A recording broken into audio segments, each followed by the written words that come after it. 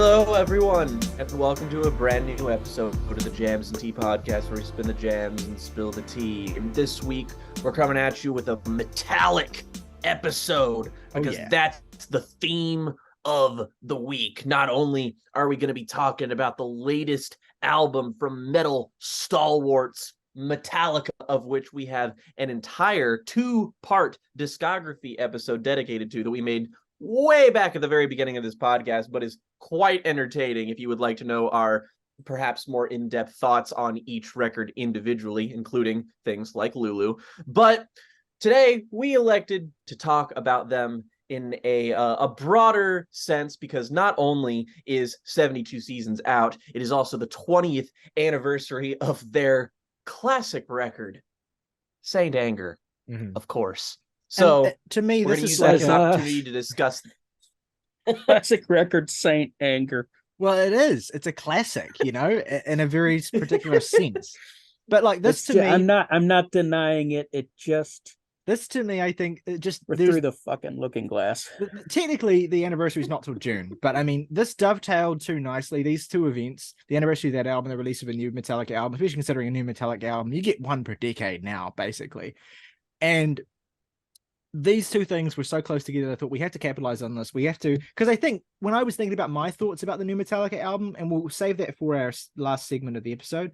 When I was thinking about my thoughts on the new Metallica album, so much of it was just kind of doubling back to what is the point of Metallica in 2023, and what could Metallica do could Metallica even possibly make a good album in 2023, or is that sort of something that, you know, I think there's interesting ways to potentially address that. And I think we each have distinct perspectives. So even if I think just based on what I already know, we're going to be fairly aligned in our thoughts on the new album.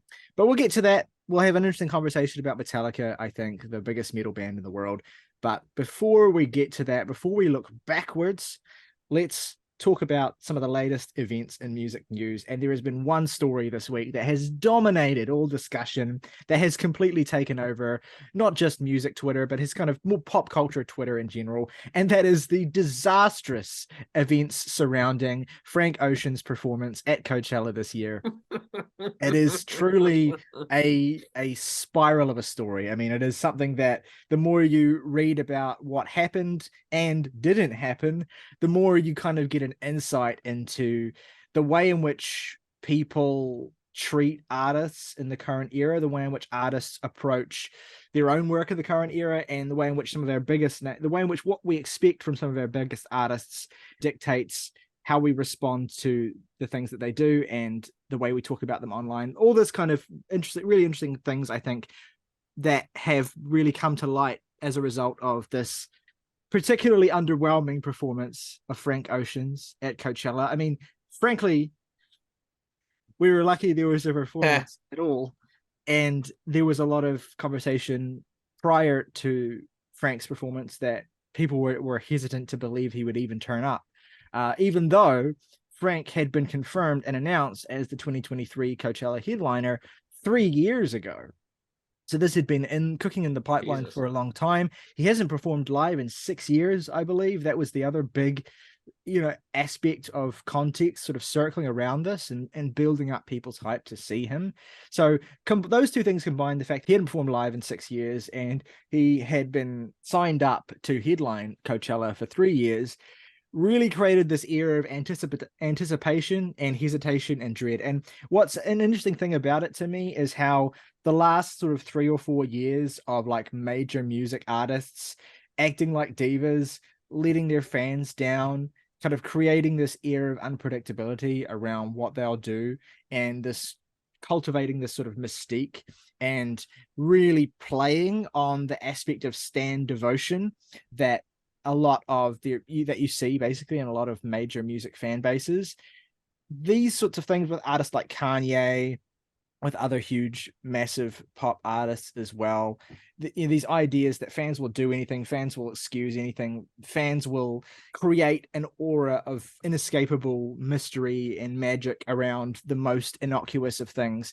And this is something that artists have done for as long as art has existed, is they have played on the idea of creating as much hype and creating as much sort of conversation while doing as little as possible. But anyway, I think though that the various sorts of stories we've seen over the years of, albums being delayed, albums not coming out, performances being disastrous with Kanye, Playboy Cardi, whoever, over the years really created a kind of breeding ground for Frank Ocean to completely sort of capsize his cultural cachet, and I guess his the extent the passion, devotion of his fan base, basically. Isn't it amazing that in like the cultural fallout of Odd Future, that Tyler the Creator has essentially gone on to eclipse I'd say not like hugely or anything, but like as an artist, as a person in the world of music culture, Tyler is easily like the one with the biggest cachet, with the most success, with the like both critically, artistically, with people, popularity wise, and he also has a reputation for putting on amazing live shows. And then you have Frank and Tyler, who spent like the first half a decade of his existence saying the most cancelable shit of all time on Twitter. Like, just you can go and look up all of the insane bullshit he said. And then Frank, who's just this meek little quiet bisexual soft boy presence. And meanwhile, you fast forward to today and everyone is just like fucking put dead, like we need to kill Frank Ocean, and then everybody's just like, yeah, hey Tyler, release 5 more songs on the deluxe edition of Call Me If You Get Lost. We'll stream it. Thank you, King. Well, it's so interesting. I think the dynamic between Tyler and Frank, ever since the Odd Future days, has been really interesting. Like, has been really fascinating because they're kind of polar opposites in a lot of respects. Tyler was the kind of enfant terrible, the kind of provocative artist who's saying stupid shit and doing stupid things, but getting a lot of attention for it in those early days as well. Like, music magazines.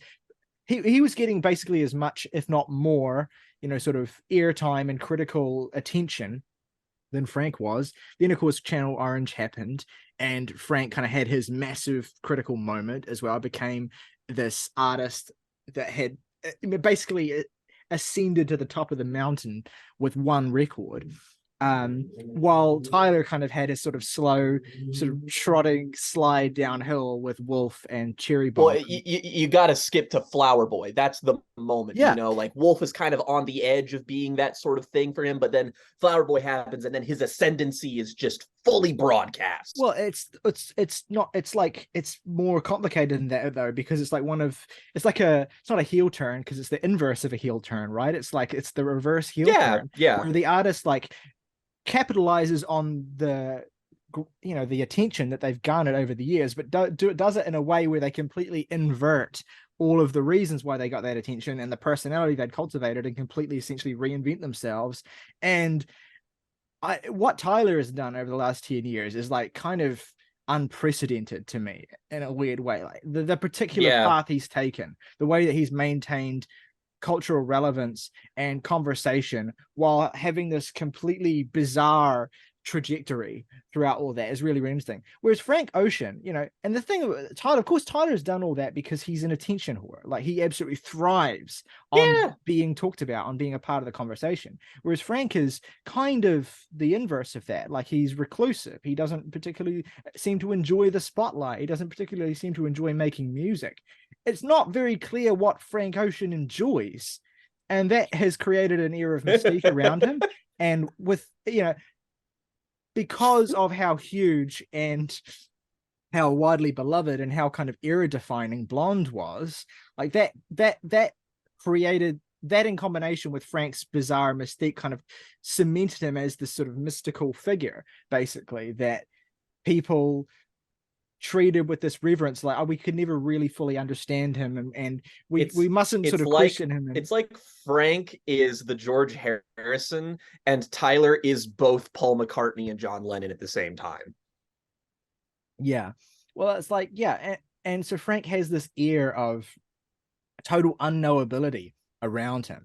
And that, in combination with releasing two of the most seminal and era-defining records of the 2010s, kind of made him feel untouchable, and kind of almost gave him, again, and I'm talking about in the cultural landscape, but almost sort of gave him this sort of godlike sort of aura, basically, the sense with which we can never know him and we can never presume to know him, but we know that when he will emerge and decide to show himself to us, he will basically change our lives in some irrevocable way for the better.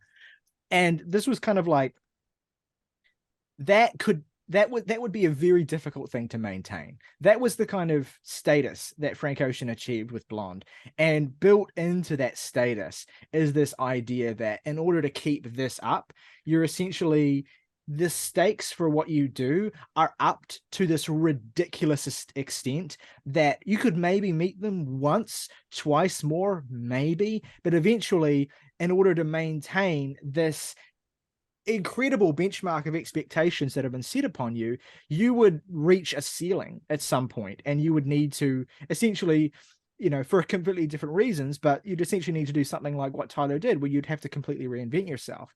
But because Frank Ocean doesn't really seem to have much investment in himself as an artistic personality, he doesn't really particularly seem keen to reinvent himself. He doesn't seem keen to kind of reassert himself or to kind of place himself in the current cultural narrative. He kind of just is there. And he kind of seems as though he's beholden to what's expected of him. He's beholden to his obligations, but he doesn't particularly want to be a part of it all.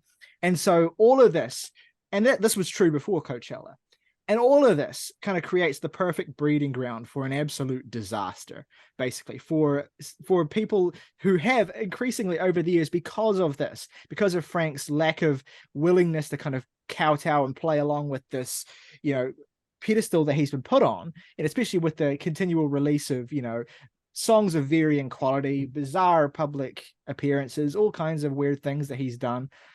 It's created the situation where essentially he has put himself in an impossible position in terms of maintaining his status, basically. And in some senses, it seems as though Frank is okay with that. And maybe it's to some degree, you could read what happened at Coachella as Frank just kind of embracing that downfall and saying, I don't really care. And I kind of don't really want to be loved to this extent anymore. There's lots of different ways you can interpret what happened. And if anyone doesn't know the specifics of it, essentially, he was late to perform. He had a whole ice set up and like an skating ice rinks set up built for millions of dollars with hundreds of skaters trained that he basically threw out the last minute, refused to stream his show live, which in the current era is kind of, a big no-no, essentially, and a lot of I hate poor people memes going around because of that particular decision. And he was lip syncing his songs, and there were some songs where it wasn't even clear if he was performing at all. He wasn't visible on stage. You could only see him on a screen. And even then, he looked as though he was in a borderline catatonic state. He, of course, just recently pulled out of the second weekend, which seemed almost inevitable, but still felt like a real fuck you when it happened. Replaced by Blink 182. Which I'll get to that in a minute. And then it was like he said that, actually, the reason why my performance was so underwhelming was the fact that I broke my ankle earlier in the week, which made no sense. I mean, even if that's true, why would that only come out now? Why would you only change your performance at the very last minute? There are videos of him like clearly like jumping up and down and shit, and it's like, that motherfucker did not break his ankle. Bullshit. And all of this to me feeds into this theory that I have that Frank essentially is maybe to a certain degree purposefully kind of tanking his own hype and trying to basically destroy any pillar that he stands on. And I can understand why you'd want to do that. It's just, that's my personal pet theory, is that Frank Ocean's been kind of put in an impossible position culturally, and so he kind of just wants to dismantle everything that he has. The downside to that, of course, being that it's still, I don't know, there's still this sense with which everyone wants Frank Ocean LP3, right? Or 4 or 5, I guess, depending on how you fucking count them. Everyone wants the follow-up to Blonde, right? Everyone wants this new mystical new album. One of the big narratives around Frank's Coachella performances. Oh, will he announce the album? Oh, will he release the album at his Coachella show? Well, if he's going to release the album, guys. That was the big thing that was happening, is the Frank feed. Ocean Reddit was on copium for like 72 straight It was a hours. real throwback to 2017 when Kendrick played Coachella. It was like, tonight's the night. We're getting When's Kendrick gonna drop Nation, guys? It was the same thing. And like, yeah, he did, I think, I don't know what he said, but apparently he did allude to a new album existing. So maybe we'll get that in the next fucking so there is generation. New music on the way. But I do think that Frank means. I do think Sure that there Frank is. understands that he's in basically an impossible position with this new record. Like the level to which it would need to be, like how good it would need to be for his fans. Again, I'm talking from his fans' perspective and from cultural, the level of, it's not even about how good it needs to be. It's the fact is that you have released 2 era-defining records, especially Blonde, like an album that is like epochal, basically, of an entire period. The only way to follow that up and maintain expectations is to be able to define a whole new era, which is an impossible standard, and so I fully expect that whatever Frank's new record is will be thoroughly disappointing to basically 90% of his fan base, because that's the situation that Frank is in, and that I think maybe underpins some of his decisions with regards to kind of this laissez-faire attitude to his whole career, basically. There's no further disconnect in modern music that I have than I do with Frank Ocean and Frank Ocean's music, in that I love his music, him as an artistic presence. I'm glad he's working. I'm glad he exists, net, like Ryley said, net good, but like as a figure, he's too annoying to pay attention to. Like all of his fans, they're like consistently playing into the discourse and trying to build up hype or like all this stuff. It's like, this is like, I'm 25, man. I don't have the mental fortitude to be like, this can't happen to me anymore. I don't have the level of energy that you all do to constantly like build up excitement for this and then be demolished because of disappointment, because of whatever rumor or expectation that you have. Like, I don't have that level of expectation on fucking anybody. Like, I'm the kind of person who's terrified that fucking like the next Phoebe Bridgers album is going to cause, music critic pitchfork fucking annihilation, world-ending explosion in terms of discourse. So I don't really associate myself with the Frank Ocean stans, even though I am a big fan of his music. Who but I can't. No, I mean, no, absolutely not. And it's funny that you compared him to Kanye, because I feel like they're in opposite, like, I mean, Kanye's in a very different place right now, but like Germany.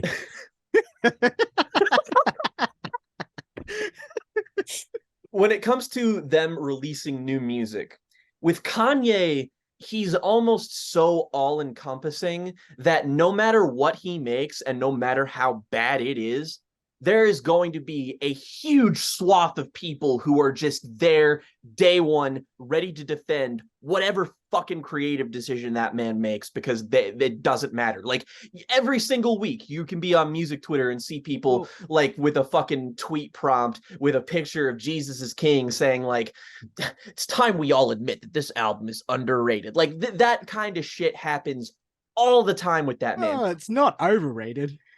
That's, you know what I meant. I do. It's not even that we're saying that Frank can't come out with another great album or still doesn't have great music in him.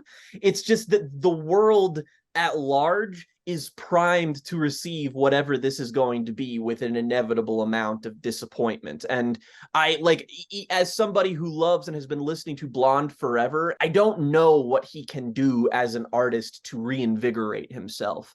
This is, I think, a narrative that's true of basically any artist who's as big as Frank or Tyler or Kanye or anyone like that, is that the longer your career goes on, the less appeal you will naturally have to general audiences, the less your narrative will matter to general audiences, the less you'll be a part of the front of pop culture past your moment, because that is the way things happen. So as your career goes on into those later stages, past those big moments of your ascendancy where you mattered to the whole world and the whole world was talking about you, the work you do becomes more and more insular, becomes more and more about yourself, and becomes more and more specifically for the audience of people who want to hear that.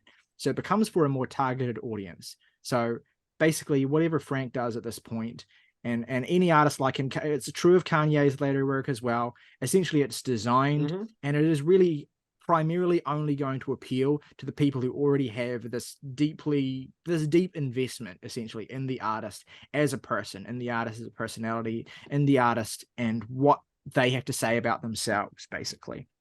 And so whatever Frank does next, whatever Kanye does next, that will appeal to no one more than to the fan base, than to the people who are that invested in that narrative. And yeah, they'll have the whole thing where, oh, this is disappointing, this is mid, this is whatever, this is what happened. But there's always, the tide always swings with those people. 6 months later, it's the greatest thing in the world, right? And that's the nature of being... This was underrated. And that's the nature of being an artist at that stature, at that stage in your career, is that you stop trying to be, if you have any sense really, or if you have any self-awareness about yourself, you stop trying to be the biggest thing in the world, and you just accept and become comfortable being yourself and doing the things that you feel are true to who you are, and also being more engaged as well in your audience as well, because your core audience and your core fan base will matter to you more the less that you are relevant in the wider landscape.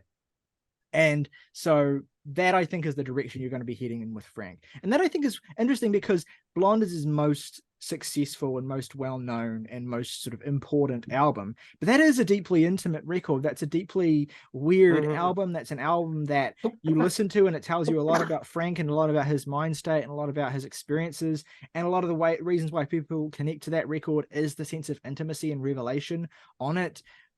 So that is Frank's shtick already. I think it's only fair to say that he will kind of continue heading down that road, most likely, and that people in general will move away from Frank because nothing will capture the novelty of experiencing that with Blonde. It'll never be the kind of thing he can do for the first time again. And so the target audience will shift. That's it. The people who are receptive to it will narrow, and eventually... It's kind of happened with Kendrick last year as well. It's just inevitable. It's part of the whole thing. It's part of the cycle, basically. The most unpredictable and crazy thing for Frank to do right now would be to do a kind of scissor thing where he just does this kind of... deliberately tries to make this hit album, basically, which I would be very intrigued to see if he kind of tries to do a damn that might be the smartest approach for him. Like, we know he can do it too. I mean, you go back and listen to stuff on Channel Orange and it's just like, yeah, this, if some of these songs, if they were a single that dropped today, this could get radio play. Like, absolutely, he's capable of it. That would be an interesting thing, although I just don't know if Frank could do it. I don't know if Frank would be able to do something like that. But we'll see. It's an interesting thing to think about. And yeah, I enjoyed this entire shit show for being something to gawp at and gawk at. And I am interested to see how it ages, how the public perception of Frank ages, because it seemed as though, things were going from bad to worse for him in terms of the way that people were talking about him. But it's typical internet shit where it's like you can't really presume much of this to have a shelf life at all. It will probably all just melt away within a year, or certainly by the time you get a new album. But it is interesting to think about. My take on this is that in two more weeks, nobody's even going to remember that this happened. And if somebody brings it up, the response will be, oh yeah, that sucked. And then whatever happens next as a result of, an album or lack thereof will be something that was going to happen regardless of this whole Coachella incident.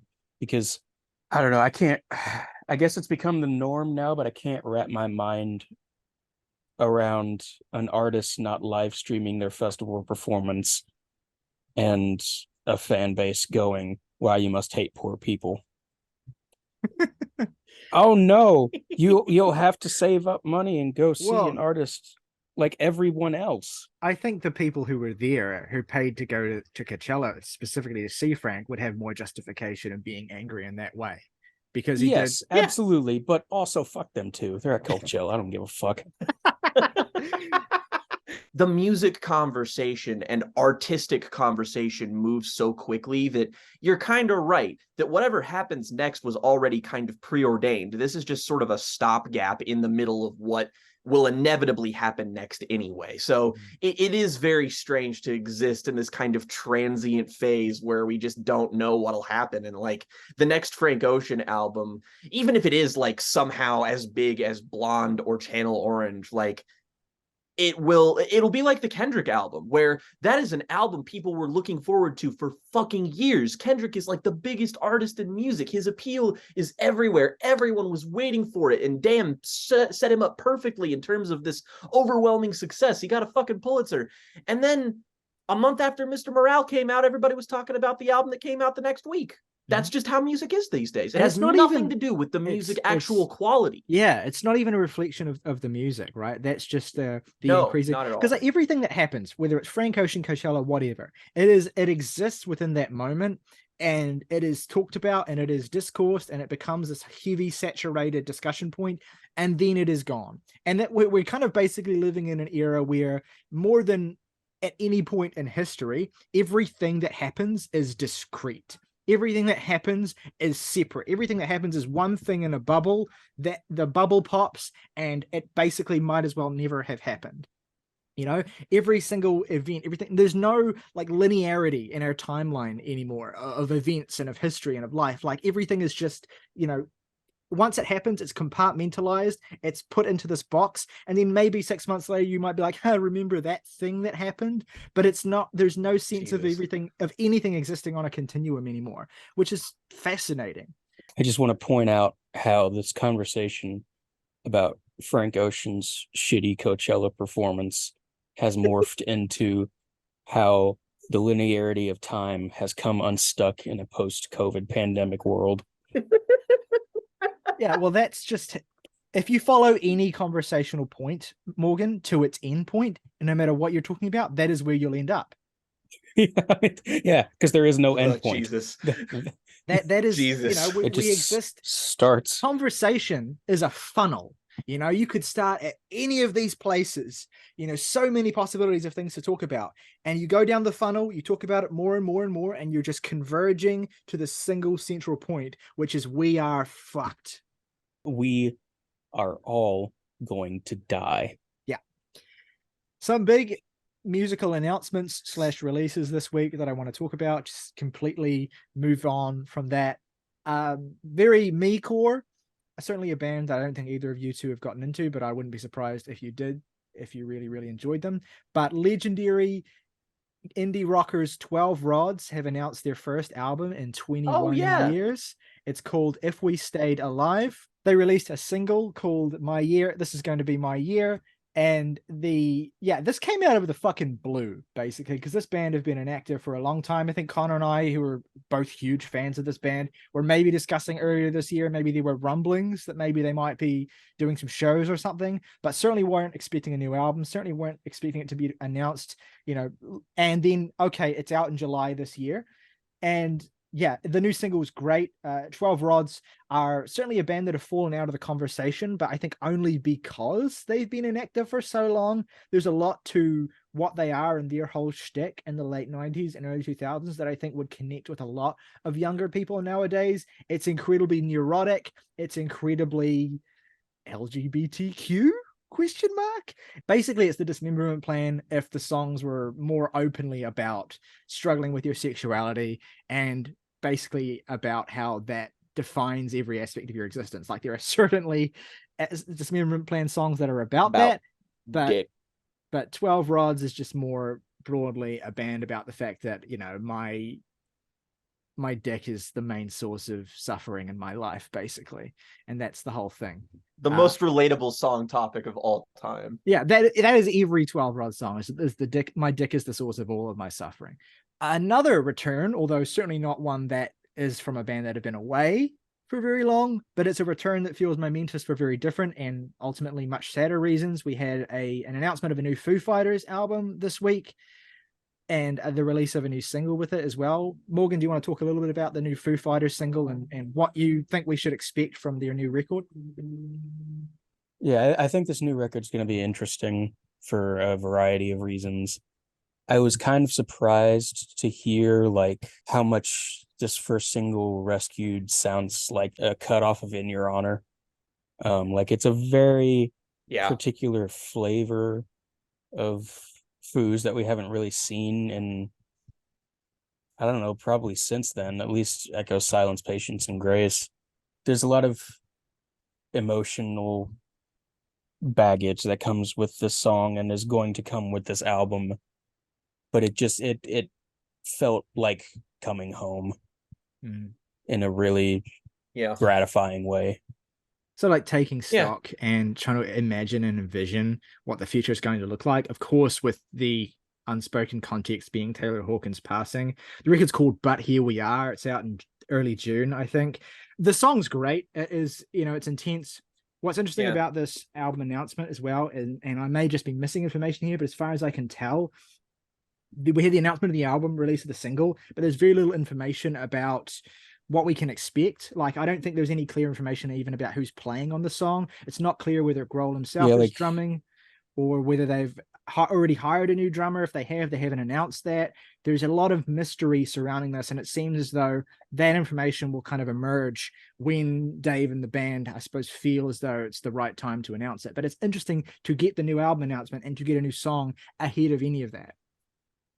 Yeah, the most recent picture of them all together, I think I've seen, doesn't have anyone new. They have not officially announced any addition to the band.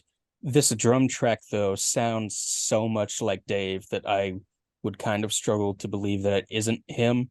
And obviously there's a pretty long tradition of Dave playing drums on these albums.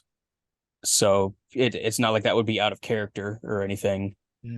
It's a really intense and impactful song. I mean, Dave's never been this, super Pulitzer Prize level lyricist, but he's always had this kind of like blunt directness to the way that he writes, and that's something that I enjoy to varying extents, basically depending on how anthemic the song is. But there is a different shade here.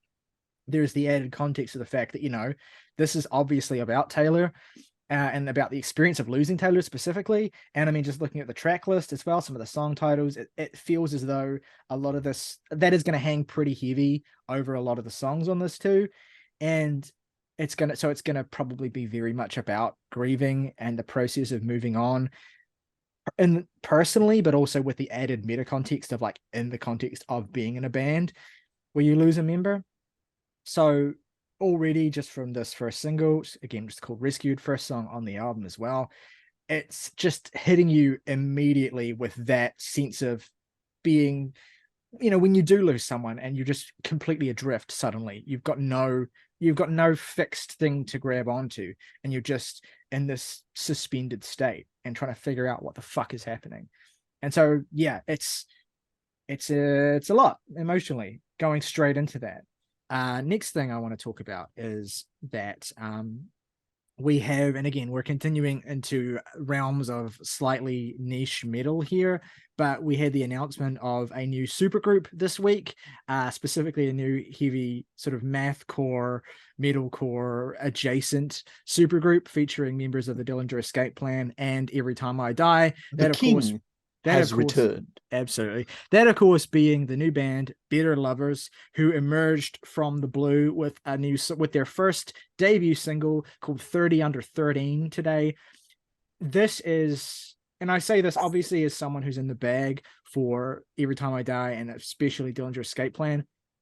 This is one of the best songs of the year, one of the best metal songs of the year, one of the best hardcore things I've heard in recent memory. This thing goes beyond hard. This thing goes catastrophic.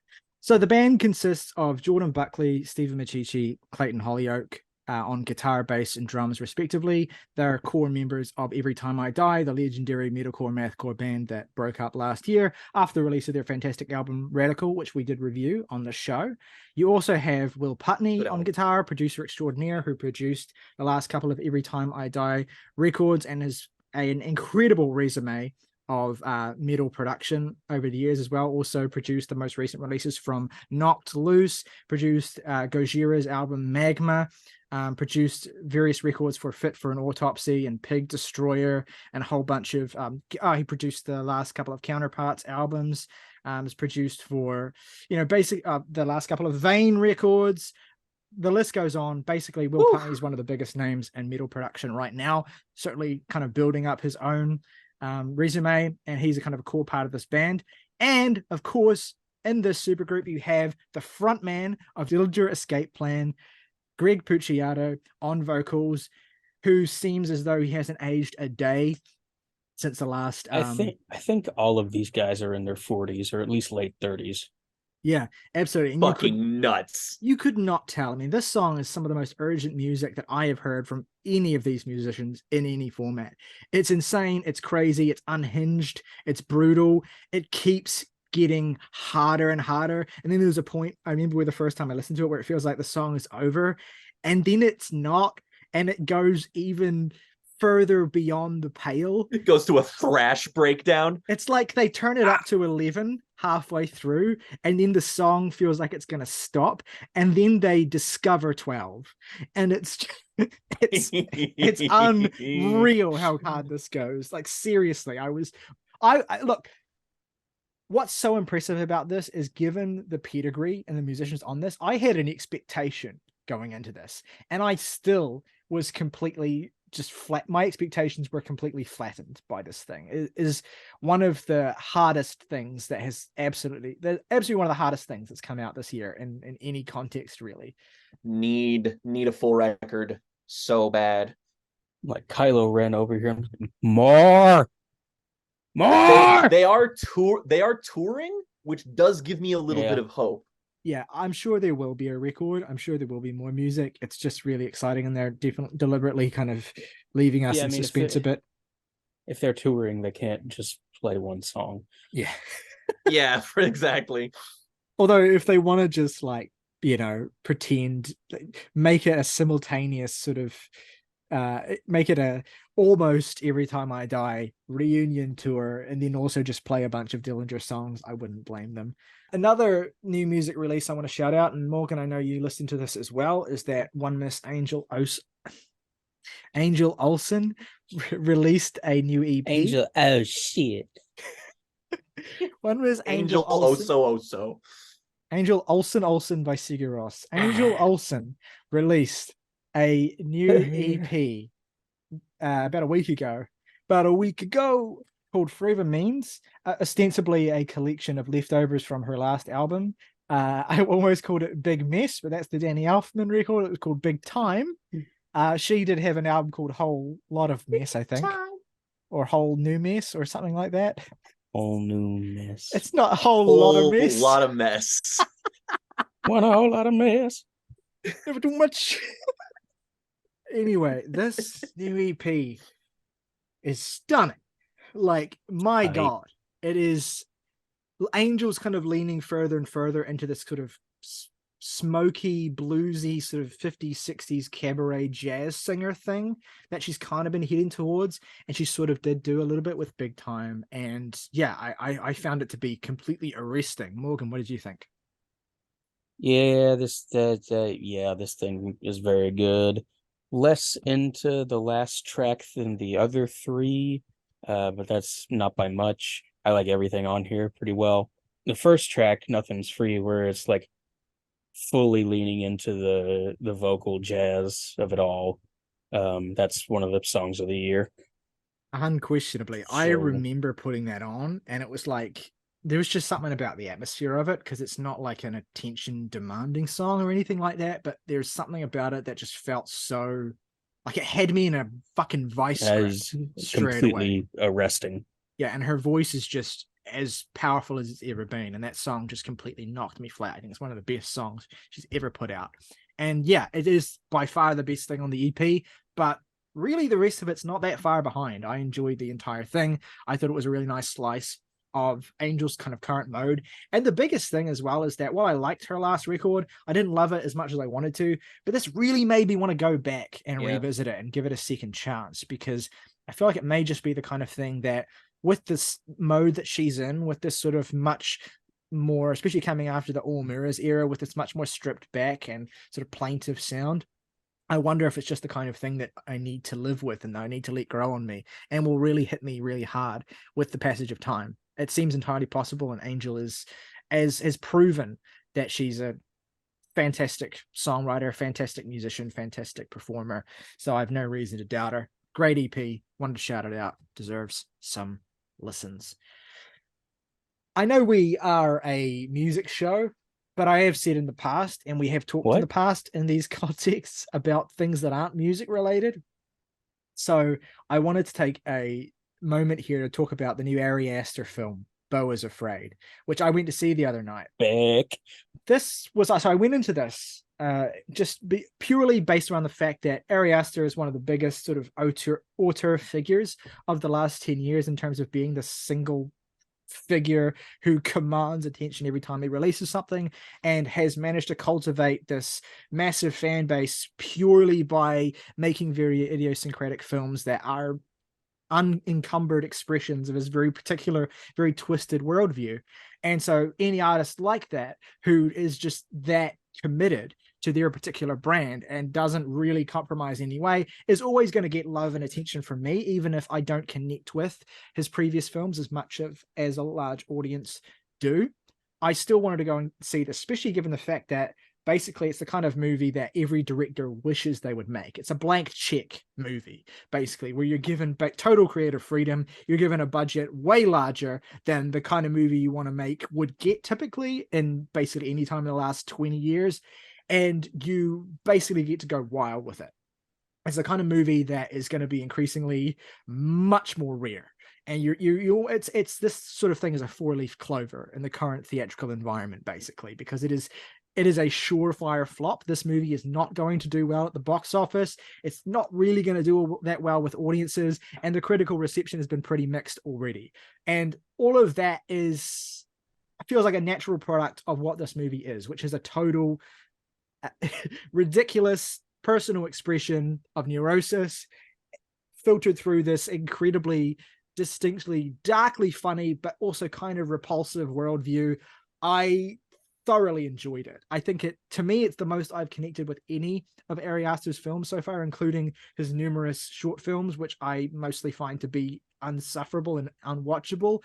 I liked Hereditary a good deal, although I think that's a movie that left me a little bit before at a certain point, and never really kind of pulled me back in. And then Midsummer I have a lot of weird problems with, but this completely sold me. And I think a big part of it is that it kind of foregoes a lot of the suffocating, affected gloom that those two previous movies have, the sense of like claustrophobic, but also kind of stagey and stilted darkness that I always found kind of off-putting in those two previous movies, and just completely embraces being pure farce.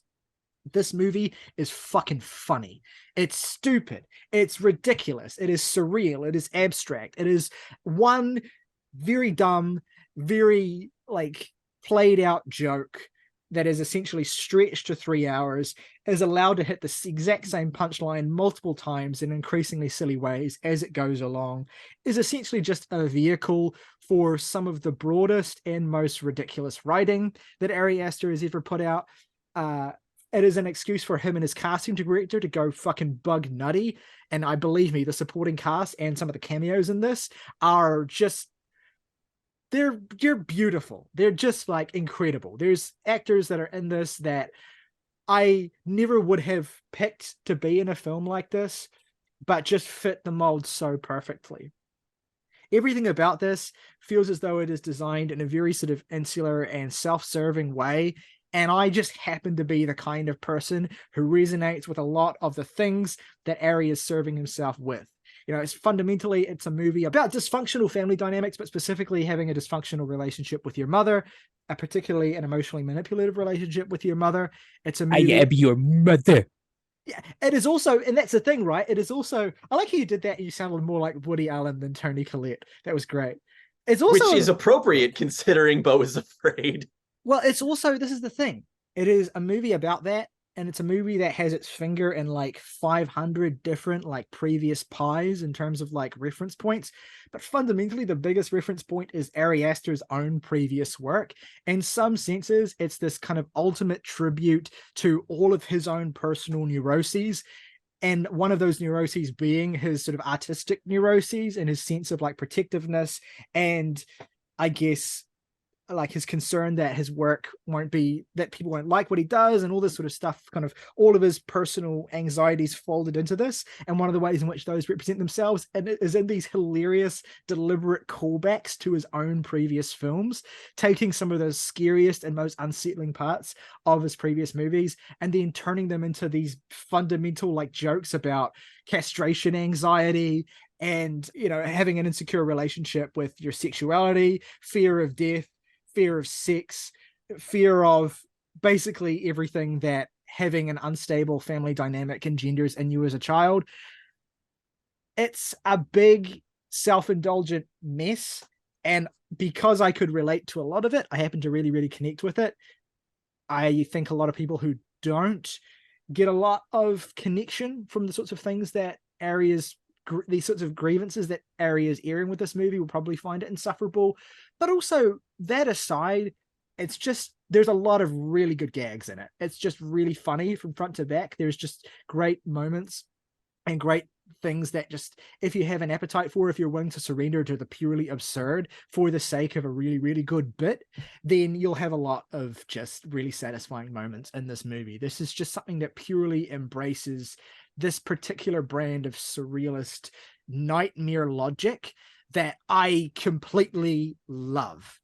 I love the idea of a massive sweeping film with all of these just sort of tightly wound weird characters and bizarre environments and landscapes, incredible attention to detail in the production design, incredibly stacked supporting cast, all these visual reference points, all these little motifs, yada yada, and all of it is just in service of one big dick joke, basically. And that to me is profound. It is the kind of movie that, or it is maybe one of the first movies I've seen that truly feels as though it taps into a very particular sense of humor that I have developed solely from Twitter. And that is like, it's a big monument to that and to everything that Tim is Heidecker about. core.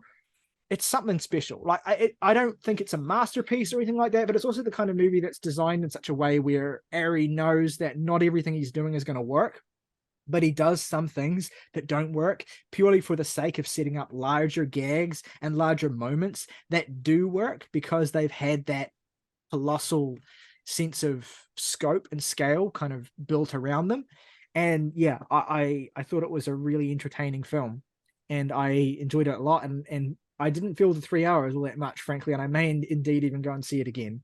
So wanted to shout that out, and particularly just wanted to put a call out for anyone who's listening at home, because I want to hear what other people think of this. I want to hear if anyone else connected with it the way that I did.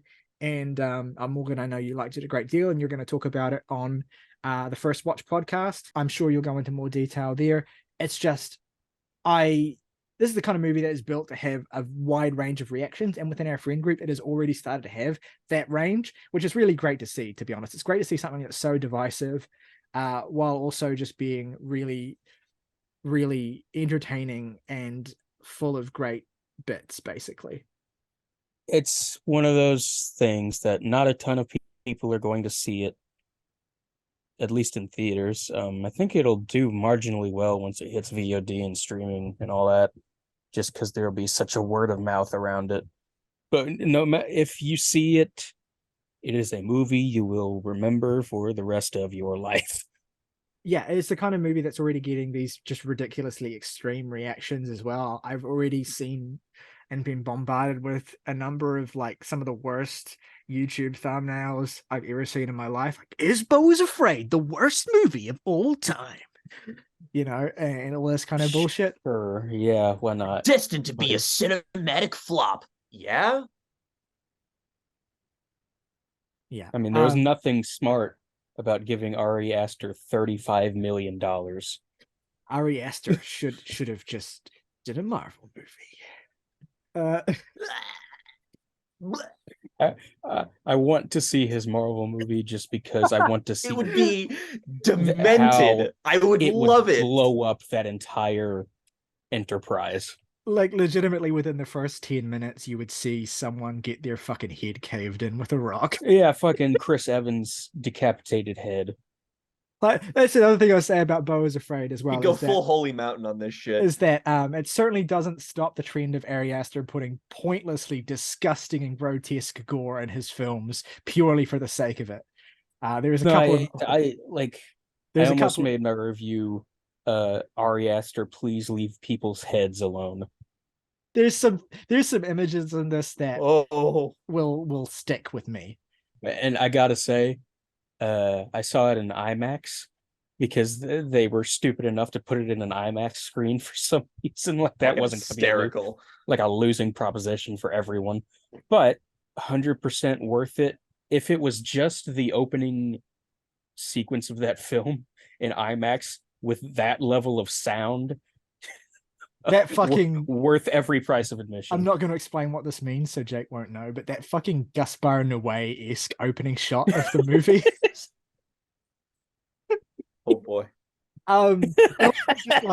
Also just like speaking about self-referentiality and how one of Ari Aster's things is like doing horrible shit to people's heads. It's funny how like the most horrible thing that happens to someone's head in this movie is the one thing you never see. I just think that's really funny. Fucking UPS guy. And Ari Aster just makes you imagine it. It's great movie. On the complete opposite end of the spectrum, I saw the new Makoto Shinkai film Suzume. If you want something that's a little bit more pleasant and not going to demand that much out of you, I'd highly recommend going to see this movie. I'm a big fan of Makoto Shinkai. Really, I'm just more of a fan of Your Name than anything else. His kind of breakthrough picture. I liked Weathering with You, but that was very much Makoto Shinkai plays the hits. Just kind of the same thing you did before with some variations on it that some work and some don't. But this is a very different Makoto Shinkai plays the hits with some weird gun control discourse also.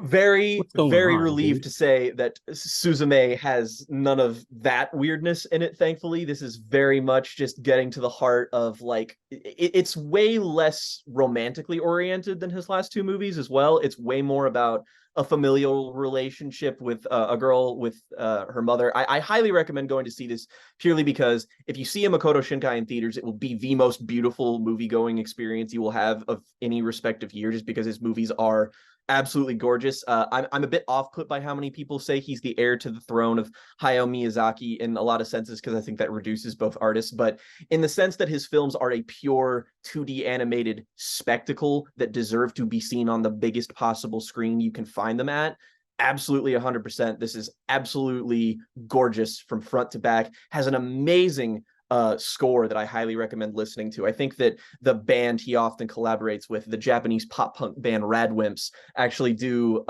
more of an orchestral thing this time around, which is very different than the other stuff before. But it's great. It's one of the best like soundtracks to any of his movies, and it's just a very, I would say it's kind of his house moving castle. It's a bit messy in terms of like the magical realism and fantastical elements of it, but it's really more of a road trip movie than anything else. It takes this like the one part of Weathering with You that I really gravitated towards, which is where basically the characters are like completely separated from the plot and they're all on the run, and that's the whole movie. There is a despicably adorable cat in this movie that you will like elicited several "aww" from people in the theater whenever it showed up, including my girlfriend, understandably so. And it has an absolutely bonkers kaiju battle ending that is fucking awesome and will probably make you cry a little bit. So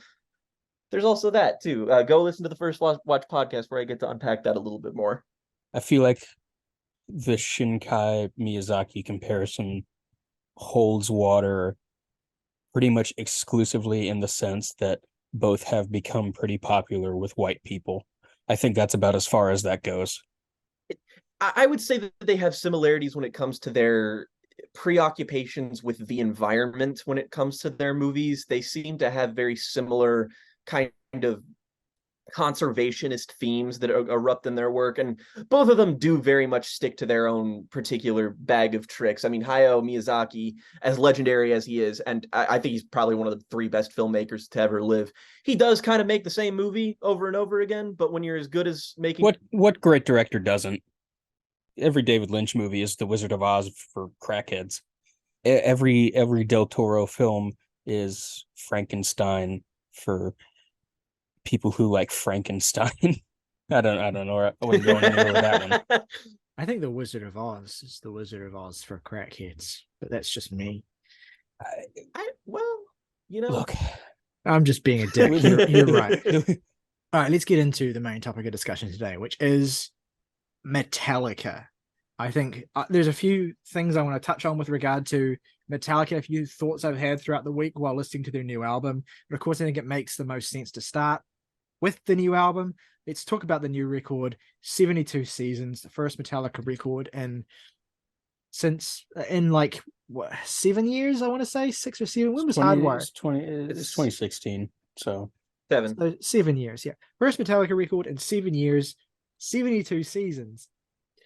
This is ostensibly a concept record about James Hetfield's childhood, but I suppose more broadly, the difficulties of growing up, managing mental health, managing a complicated and sometimes not very helpful or healthy environment, and all of the shit that comes with that and follows you. I mean, James Hetfield is, he's an old man now, basically. It's as sad as that is to say. And he is still, as many old men are, haunted by his younger years and haunted by his youth. And James Hetfield's youth and the trauma that James Hetfield experienced growing up is something that is not new fodder for Metallica. I mean, in some ways, if you want to take that sort of anthropological or psychological approach to Metallica, you can see it careening through basically everything they've ever done, but particularly certain moments in their career as well, certain songs in the Black Album. It basically became all-encompassing by the time of Saint Anger, and has still repetitively been a well that James is drawn from. And you can kind of understand why, especially since he's become a father in the late 90s, I think, and watching his kids grow up as well, and kind of being continually preoccupied with that idea. And that brushing up against the actual musical aspect of Metallica, the biggest metal band in history, and a band who have been the biggest metal band in history, basically, essentially for the last 30 years, maybe 35. They've been that big almost as long as they've been a band, or certainly almost as long as they've been in the spotlight in general. They basically ascended above the bands they came around so quickly that the idea of who Metallica are and what a Metallica record is has become so enshrined. And Metallica themselves have had an interesting relationship with what a Metallica record is and how they approach making an album. I mean, one of the most compelling aspects of the legendary 2003 rock doc, Some Kind of Monster, is the way in which it addresses the inherent anxiety within Metallica about, well, what do we even do? How do we make a record? Do we just make the same record over and over again? The discomfort that comes for any artist with realizing that you don't want to do that, but also at the same time, you don't know how to do anything else. And one of the defining aspects of Metallica's late career has been trying to find ways to eschew and move away from just making the same record over and over again, but still doing something successful. I mean, this first happened you could make the argument it first happened with Injustice for All, but it first happened in a major way with the Black Album, and that was a huge success for them. That was a massive pivot that ended up being their best, that's got to still be their best-selling record, and one of the most era-defining albums for metal. And the rest of Metallica's career and the fallout of that has been, how can we continue to evolve and stay relevant while also staying true to an aspect of who we are that is so quintessentially 80s, so quintessentially tied in with that peak thrash era? How do we continue to maintain relevance? It's interesting as well, because of Metallica's huge status, it's this is, I'm sure, has been something that other massive thrash bands like Megadeth and Slayer and all that have also struggled with in their own way, and even bands outside of thrash, but in terms of just more popular 80s bands in general, new wave British heavy metal bands like Iron Maiden, all that have in their own way all struggled with how do you age? What do you do? How do you continue making music that feels essential without repeating yourself? But no band has seemed to be so consumed by the anxiety around that as Metallica. I mean, Load and Reload, this pivot into hard rock while also kind of trying to push their sound in these sorts of weird directions, while at the same time also trying to stay true to who they were in the 80s without making thrash. That was a whole thing that, listening to it back, it's a complete fucking mess. Then you have Saint Anger, which is like simultaneously this return to thrash while at the same time trying to rebel violently against some of the traditions of what's expected from that genre in ways that just fundamentally didn't land at all. It mostly results in just making a new metal album. Yeah. And then not even really doing that very well. And then the attempt, and ever since then, it's kind of been like, because Saint Anger and everything that happened around Saint Anger was so poisonous for Metallica that their entire career since then has been this attempt to simultaneously rebound from that while still being interesting. And it's this weird car crash. And you look at Death Magnetic as well. That was so positioned to be this, return to just fundamentals Metallica. Like, let's just do what we do really, really well. And then it ended up being this, victim of the loudness wars discourse and this basically unlistenable sludge hodgepodge of static. Then the attempt to say, okay, well, that didn't work, so let's actually team up with Lou Reed and do something that purely embraces artistic freedom and creativity with Lulu. And then the response to that being maybe even more venomous than the response to Saint Anger. And eventually the pivot back to really trying to refine the core classic Metallica sound with Hardwired, which seemed to work for them. The record sold really, really well. It was well received in a broad sense. And it seemed as though for the first time in maybe 25 years with that album, Metallica had done something that wasn't controversial and didn't prove to be this massive headache for them. And so, touring cycles and life cycles later, Metallica returned to the well with 72 Seasons. Jake, Morgan, tell us, all that said and done, what is 72 Seasons? How does it sound and move on, I suppose, in comparison to Hardwired? What's your take, essentially, on where Metallica are at now and how the Metallica sound lands in 2023? 72 Seasons is a modern Metallica album. That's all, folks. Hey, look, we were pretty, I feel like when we discussed Metallica in our discovery video, we were broadly pretty positive on Hardwired. So, and I know that, not to forecast too much here, but I know that you both are considerably less positive on this one in comparison. So what's happened? Where are Metallica at here in comparison to there? What's worked versus hasn't worked, and what's the issue with this album to you? Well, there's one thing I feel like I should start with. Just a point I want to make off the bat is that the only album released by Metallica since the Black Album to be less than 75 minutes long is Death Magnetic. And that album is 74 minutes and 54 seconds long. Stop. We had this exact fucking problem with the last Megadeth album. And God help me, I basically could say everything I said about the last Megadeth album for this. And the only reason I think this is just a smidge better than that Megadeth album is because I like James Hetfield more than I like Dave Mustaine as a vocalist anyway. I think that as a performer, James is fine on here. He's still not really, we talked about how he kind of Black Album onward, dude kind of turned into a parody of himself vocally. And that doesn't necessarily translate to him being bad, but being very expected, I guess. And that's very much on here. Really, the biggest umbrage I take with this album, other than what Morgan led off with smartly, that being, God bless, stop making these albums more than 70 minutes. Please, I'm begging you. I hate that the biggest problem with this album to me is the writing.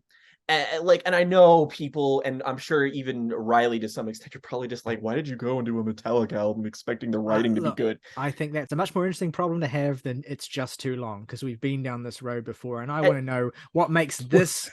Well, so has fucking Metallica. Like, yeah, but this was. I know it was one of the issues we had with Hardwire, was that record was too long, but it felt like it didn't. That wasn't something that got in the way of listening to the album as much as it does here, and I want to know why that is.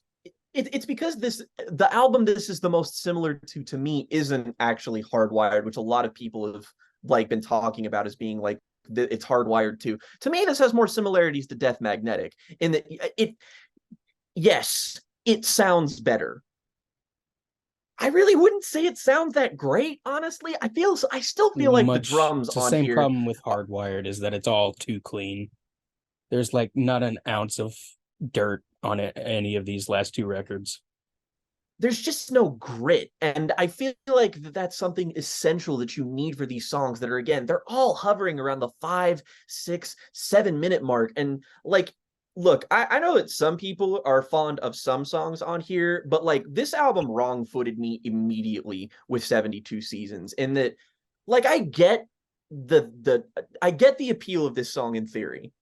But to me, from a writing perspective, which feels like it's way more at the forefront here than it is with their last couple of albums, this is James falling back into the Saint Anger trapping like fucking immediately. The whole thing with the title track here is traumatic, dogmatic, volcanic, psychotic, and he just repeats this fucking vocal hook that rhymes over and over again, and this song just keeps looping back into first gear over and over again. And like, yeah, the riffs sound fine, yeah, this is one of the better paced songs on the album, but I still can't get to a point where I actually enjoy it.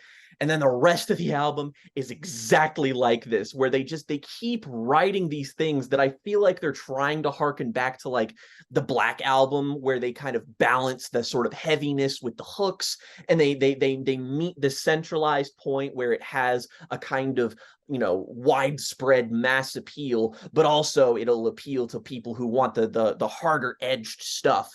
But the thing is that this is an album that doesn't fit any niche. It's just, it is so occupied with tunnel vision of being a Metallica album, just a Metallica album. There are not any moments on here, like, for example, you know, the last album had all-timer greats, in my opinion, like Moth to the Flame. Like, it had its moments where I'm like, yeah, I would put that up there with the rest of the canon of this band, happily.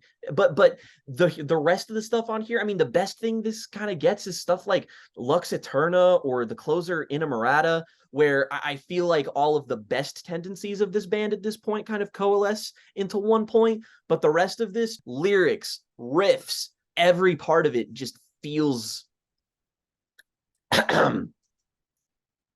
stock. Well, here's stock. It's so stock. I think that this dovetails really nicely with one of the other big sort of topical things in music discourse lately, that being AI generated music. And there's an ongoing discussion right now. I mean, we had an album this week, like an AI generated Oasis album that kind of fully emerged out of the ether. Really? That was like actually legitimately, like, you know, it would fit solidly in the middle of their album discography ranking, was the general consensus. Liam Gallagher, that is so fucking dystopian. I have to laugh at it. Yeah. And there was also a thing where someone uploaded like an AI generated Drake and the Weeknd song. Yeah, I heard collaboration that eventually had to get taken down. So we're going to see a lot more stories like that. And I think that it's going to be the AI generation in music is going to be the new like COVID in music, you know, in terms of like this ever-present topic that hangs over so much of the atmosphere and the lyrics and all that sort of stuff. I think So we need to kind of prepare ourselves mentally for that. But here's the thing, is that Metallica have kind of, throughout their later career, like I said, they've explored all these different avenues of trying to be the same but different, or different but the same.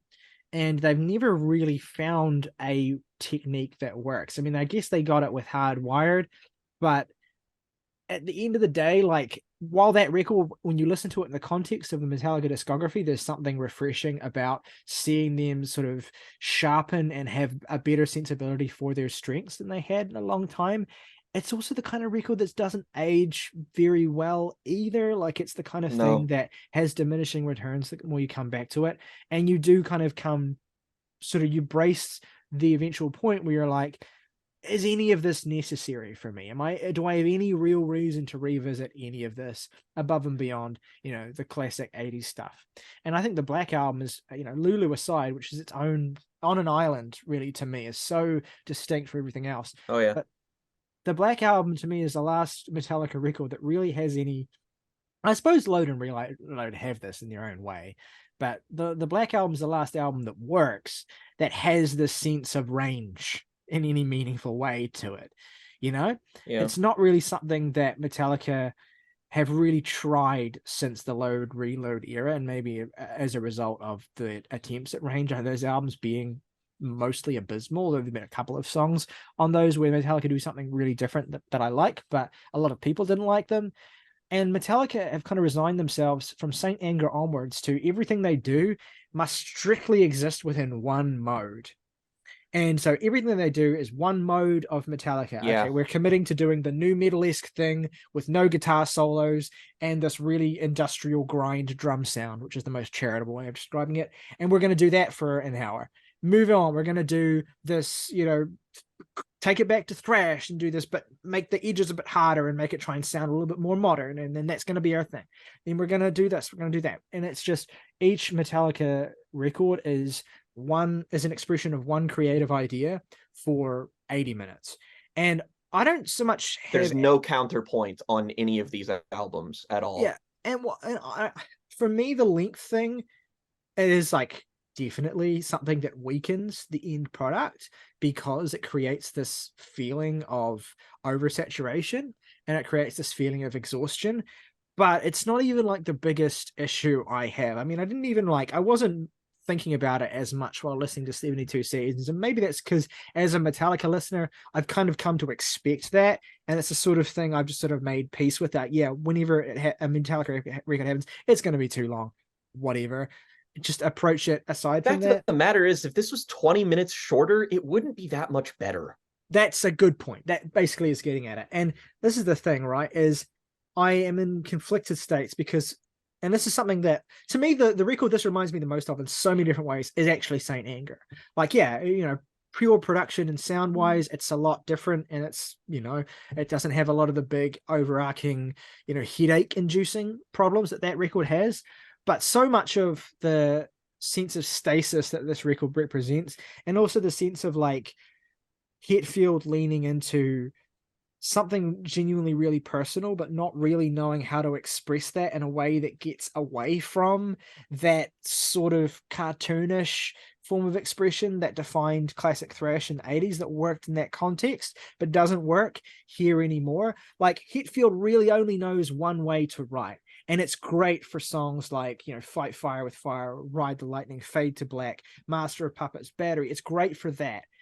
And it's just not great when he's trying to expose something more direct. And it's not to say there's not emotion and rawness and personal struggle on those 80s Metallica records. There is, but it's never really pretending as though like that stuff has context, and there's things about the things that make those early Metallica stuff, the things that make that early Metallica music more than just satisfying on a primitive level, but actually like meaningful and tangible, is stuff that is secondary almost in a way to the main appeal of the music. Whereas when James is kind of bringing that personal struggle to the surface, he only has one mode of expression for it. It's a mode of expression that he's tried and done a million times by now. And so he's stuck into this corner basically where he is essentially repeating himself while at the same time trying to unpack something more meaningful and something more powerful. He's going to a well that has been completely dried up and just clawing at the soil basically and taking the bricks out and the result is something that simultaneously is made to be more personal, but feels so much more anonymous. And I agree with you, Jake, kind of like an AI generated sort of thing where it's like, there's nothing actually distinct here, even though it's given this framework, 72 seasons, the whole childhood, my whole upbringing, all these things I've encountered, all the ways in which they've fucked me up. It's given that whole framework, but there's really nothing distinct about it. He just wrote The Unforgiven 12 times again. And this is the thing, like, for their whole career, they have been so focused on doing the same but different but the same. This is the same but the same, right? Like, it is packaged to be something about a particular thing that has this distinctness to it, but none of that really manifests on the album itself. I feel when I'm listening to it that I'm presented something that, and then what I'm actually experiencing is just not really that at all. Like, maybe in a very basic sense it's that, but I gather no great insights about James Hetfield that I didn't already have. And for an album where that is the ostensible concept and that is the ostensible selling point, that's just a fundamental failure. That all aside, musically, I think it's as good as I could hope. I mean, I think there's it's fine issues that it has. I'm sure, Morgan, you could probably speak to them a little bit more than I could. It's not amazing, but it's functional. And that's okay. Look, there are moments that I did find genuinely animating. I think it starts and ends with its two best tracks, particularly the closing track I really enjoy as well. I think that's one moment where, it being the longest song in the album, where they find a kind of sense of purpose, and they really know how to like pull you in and then kind of give you a great final bow, basically. But everything in between feels entirely interchangeable and kind of blurs together as this just soup, essentially. It's like Metallica are all about image and about selling a product. I mean, they just bought their own vinyl plant. We talked about that earlier this year. They're all about product. They know how to present themselves. They know how to manipulate their image. They know how to play on aspects of how they're perceived, and they know how to use that to sell records with their fan base. And everything is positioned and presented in this way, and then you actually get the product itself, and it's just dead air. Like there is just, is Metallica turning into Weezer? No, okay. I think slow down. I think that Weezer and Rivers Cuomo is far more dedicated to actually trying to do different things than Metallica are anymore. Like, Metallica have fully resigned themselves to this one template, whereas Weezer, look, for as much as I hate the last few Weezer records, there's a thing with Rivers Cuomo where you really just don't know what he'll do next. And I appreciate that. That's a fucking threat in that context. Yeah, it is, but at least it's something, right? Like, no, I'd rather have nothing. I guess I just kind of disagree, because I never find any of Rivers' deviations from his formula to be substantial enough to be considered different or unpredictable. It's all just the same shit. Sure. Yeah, and that's the fundamental flaw of the music itself. But there's always something to talk about with Weezer. There's always a grand narrative that they're trying to do, and there's always, even when it's in the case of those EPs and the things I talk about are the most catastrophic failures of those songs. There are things I remember and there are things I can talk about. I can't talk about the music on this album. I can't. There's nothing to talk about. I'll start by saying, as a sort of counterbalance to the James Hetfield takes on here, he's certainly not doing anything new or novel or interesting or approaching this material in any revelatory way. I just find it all very charming at this point. Like, it's like anticipation, maturation. Like, it's like when he's like, Lux Eterna. Like, yeah. Like, we are so back. Yeah, exactly. Lux Eterna is the best song on here to me for that exact. I mean, also because it's 3 minutes, but it's all of what makes James still feel like he's got power this late into his career condensed into its most effective form there. Yeah, I think the best thing that I can say about Metallica as first, like sort of cookie cutter as the compositions and structures of these songs are, everyone, with one substantial exception, feels really vital still. Like they're giving it their all, considering their current abilities, and that they're really enthusiastic about the work. It feels like as on as he always is vocally here. Whether or not you find the writing all that interesting is that is what it is. Lars has the same 3 drum beats that he's had for every album for the past 25 years. And that's really the thing I think ultimately kills everything in between the first and, well, almost everything, but most of the stuff in between the first and last tracks on this album, is that this just every song switches from those same 3 beats, and one of those 3 beats is like the beat that's in every AC/DC song. So it's just like, I don't know, there's no dynamic range here, but I don't dislike any of it. It's just a matter of how thin everything is spread here. Like, I think even the songs that I really enjoy, with the exception of Lux Eterna, needs about 2 or 2.5 minutes shaved off of it. I think the amount of songs here is perfectly fine. The songs individually almost uniformly need trimmed back to some degree. So it's nothing I dislike, nothing particularly that offends my sensibilities, which I guess is sort of a victory in and of itself. What is Kirk Hammett doing? The answer is nothing. Yeah, Lux Eterna kicks ass until you hit the solo, which is the most just like, did you even like wake up to record that, Mr. Hammett? That is the sloppiest shit I have ever heard put to a record.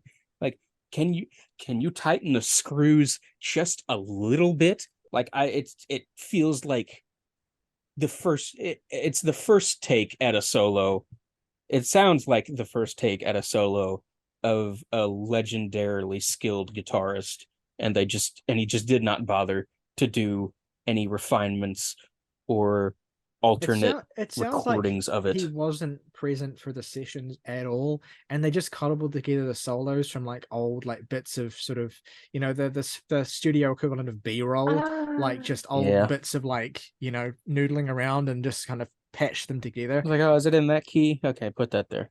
Yeah, basically. What's more likely is really that Metallica have set themselves in a lane that they designed purely to not fail, even though that doesn't mean that lane leads to success. Like, they just know how to do something that won't upset people, and that's precisely the road that they are hell-bent on going down towards. I'm not trying to say that, like, I'm not trying to come out here and defend something like Saint Anger, but I really can see in retrospect the things that people latch onto about that album that are distinct. Like, again, the snare sound is something that, like, has kind of been reclaimed by a lot of people as being something that, like I hear Backwash on Twitter, one of the most vocal advocates of the Saint Anger Defense Squad, saying that she would love to sample the Saint Anger snare in like a beat that she would make or something.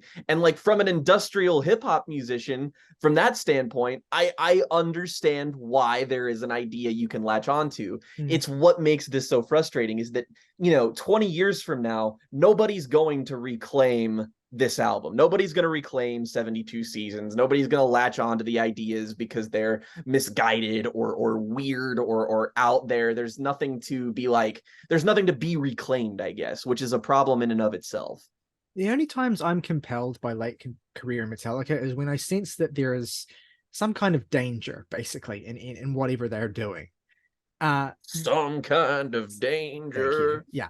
Like I like Saint Anger is a terrible album, but there is like a sense with which they are deliberately doing things that, whether they know it or not, and I feel like to some degree they have to, are not going to be embraced by everyone. I mean, this is doubly true of Lulu. I mean, this is like what Lulu is so emblematic of everything that this is, basically, is that's the best post-Black Album Metallica album, because it is the one that feels like it takes the most calculated risks and veers the most from the template, while still allowing all core musicians in the band to actually show the skills they have in the context of doing basically what is an elaborate art project orchestrated by, the guy who fronted the Velvet Underground.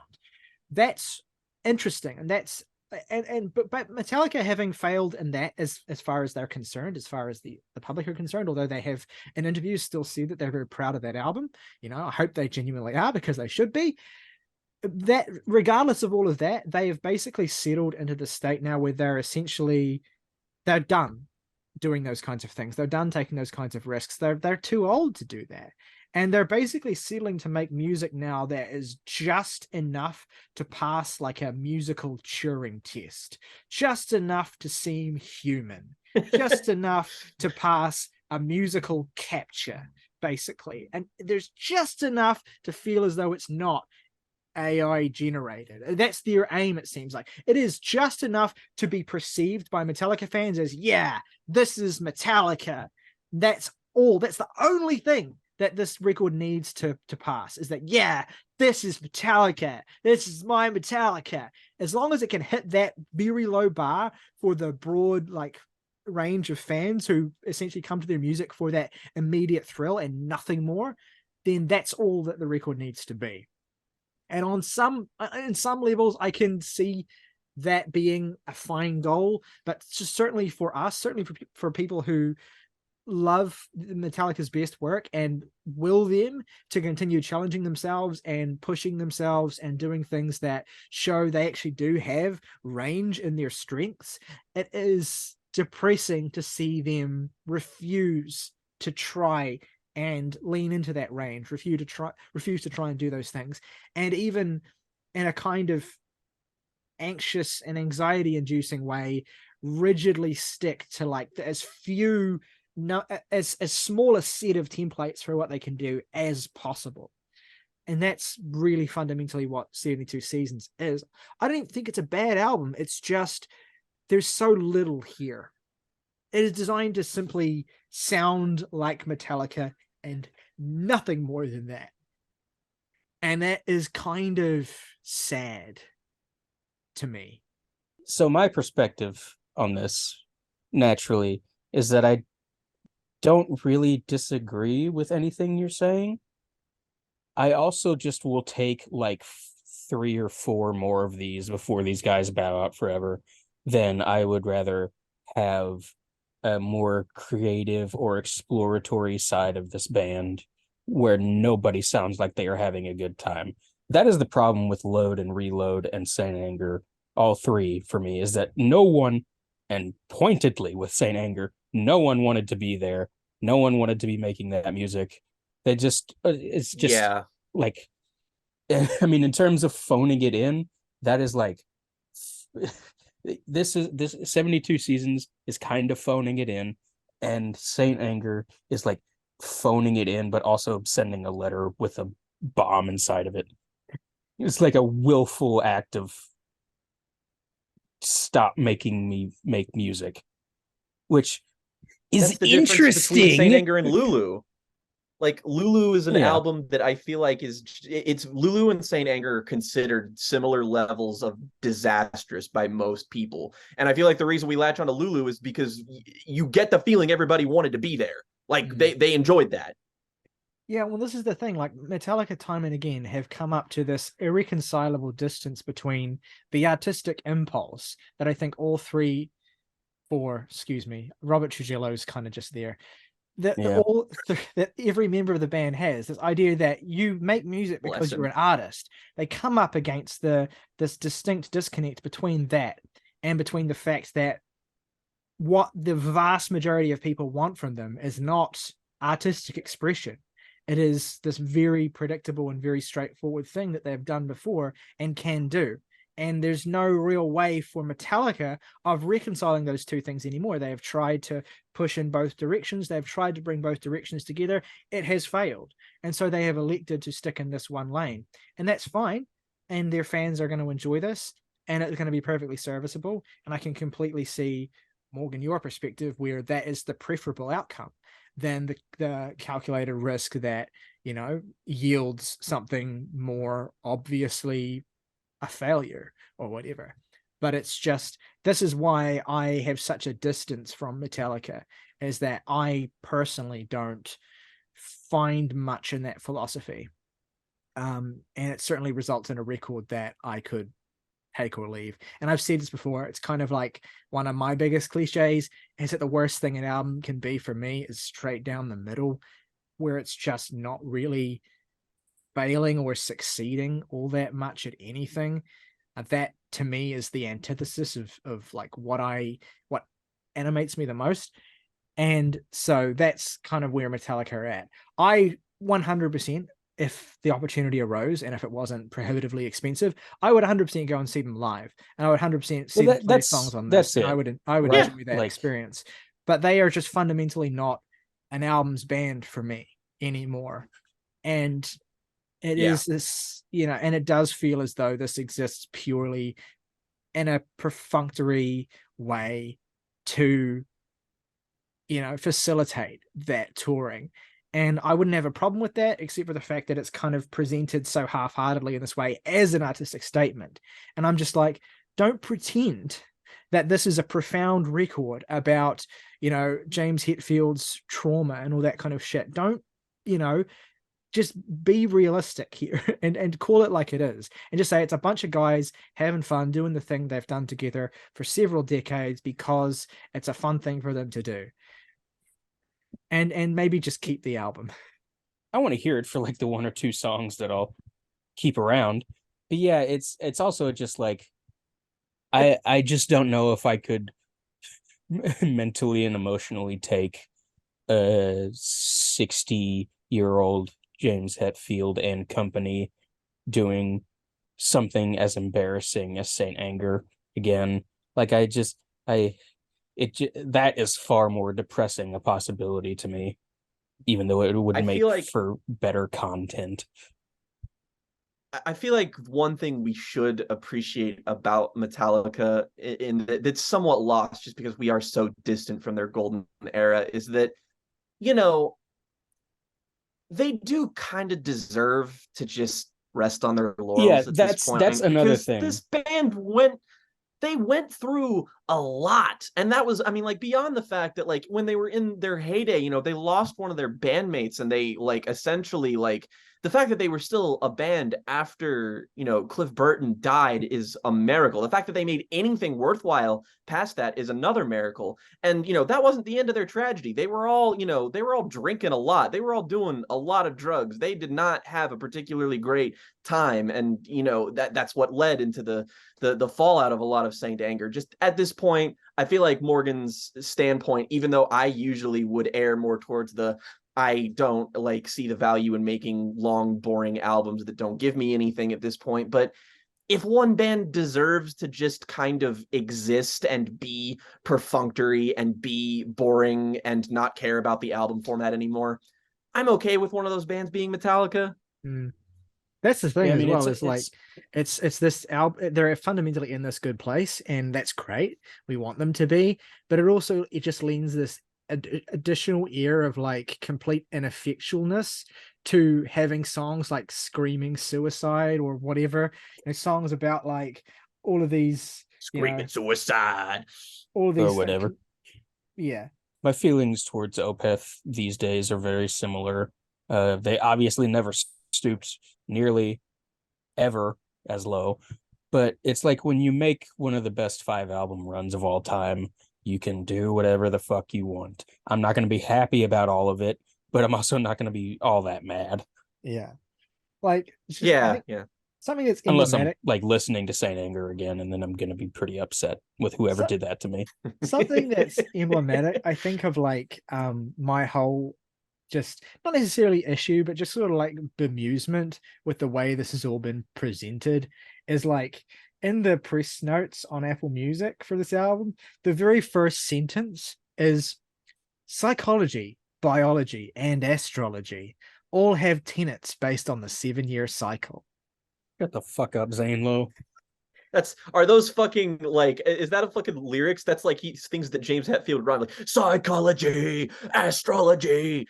Yeah, I don't want to dismiss the fact that James probably does, and the members of the band probably do see what they do as artistic still, but that there is just this huge dissonance between that and because one thing that Some Kind of Monster fundamentally proved to me is that even when they clearly are having a shit time making an album and don't particularly want to be there, there's still this calling that art has, this sense with which everything we must do must have this purpose behind it. We must find meaning, and we must be able to find that meaning within ourselves to make the music in the first place.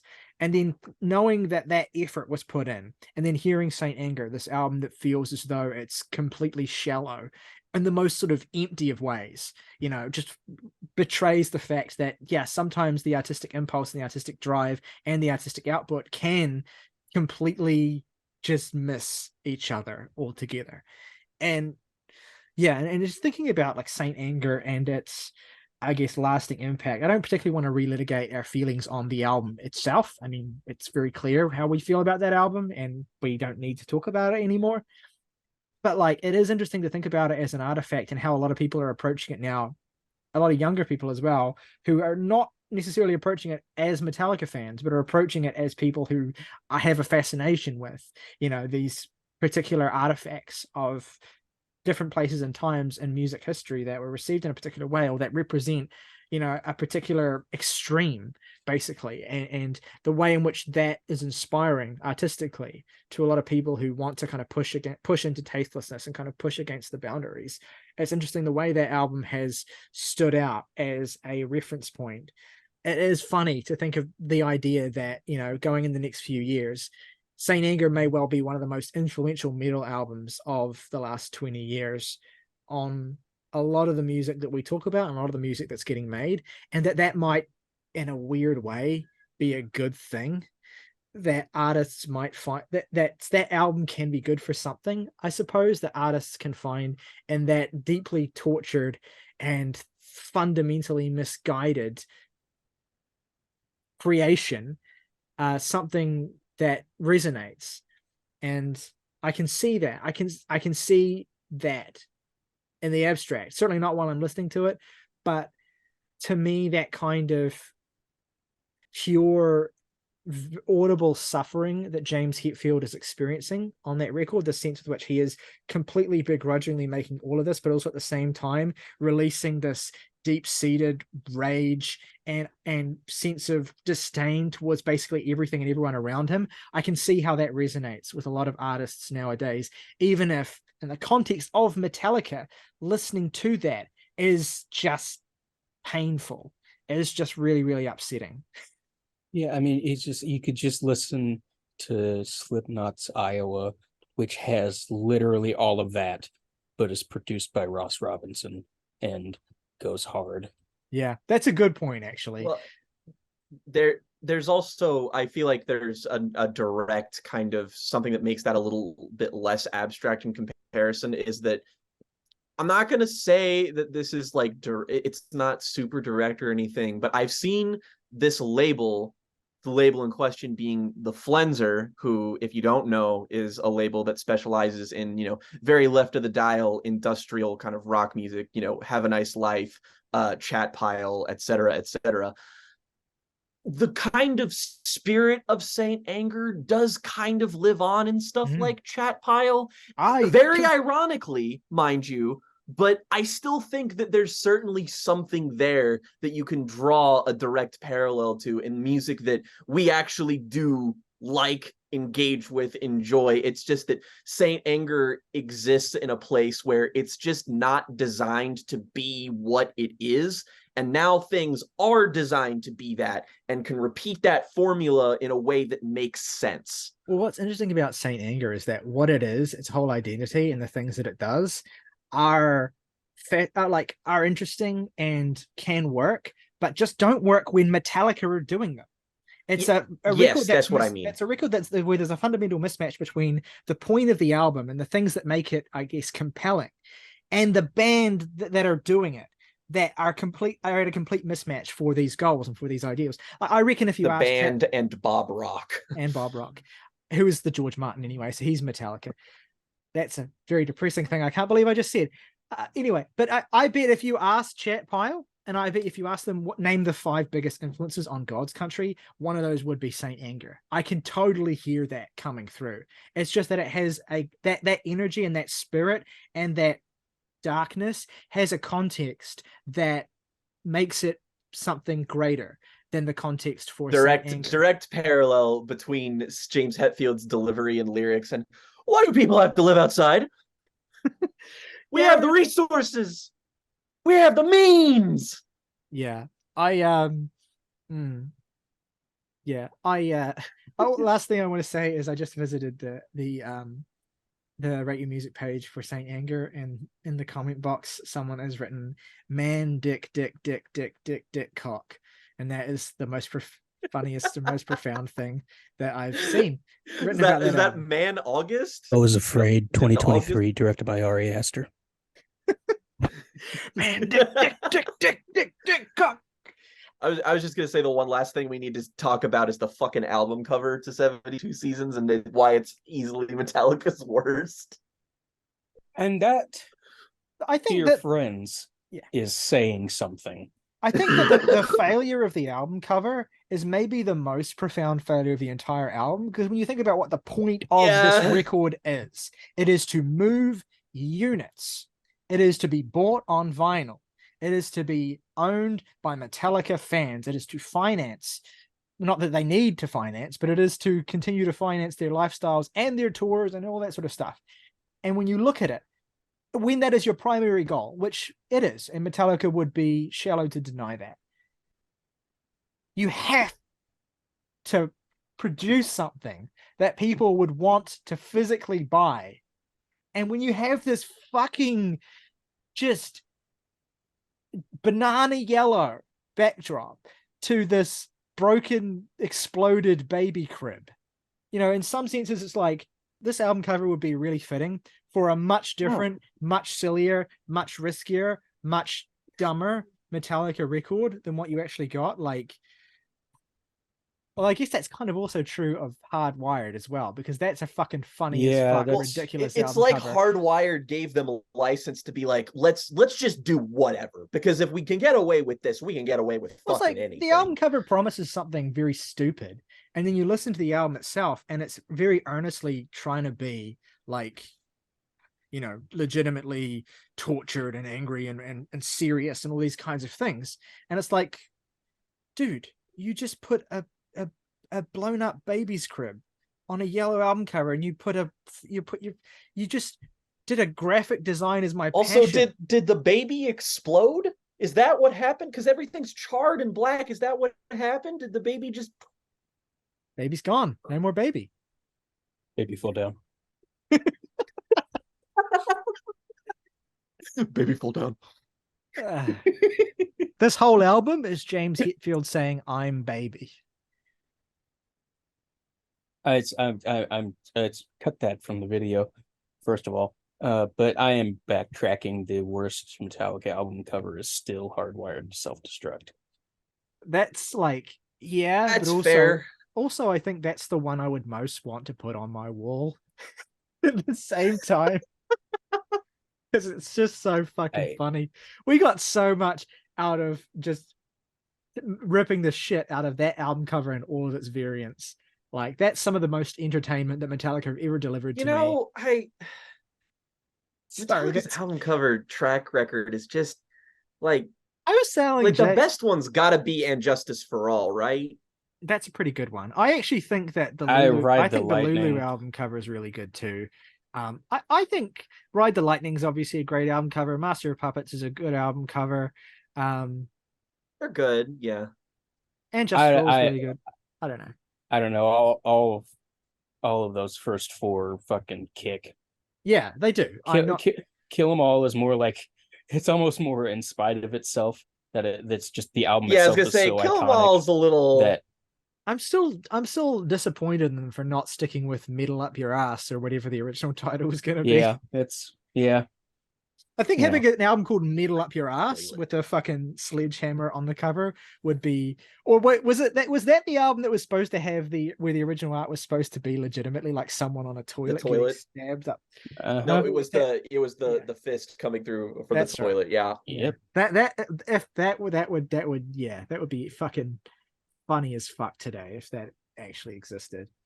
I was saying to Jake the other day that I think the Death Magnetic cover might be like one of the better ones from the latter era because it's just much more I like it, honestly. evocative, and also like that when you look at that, you can tell this album's going to be brick walled the fuck because that's just a really like claustrophobic and just sort of it's texture, staticky album cover. Coffin.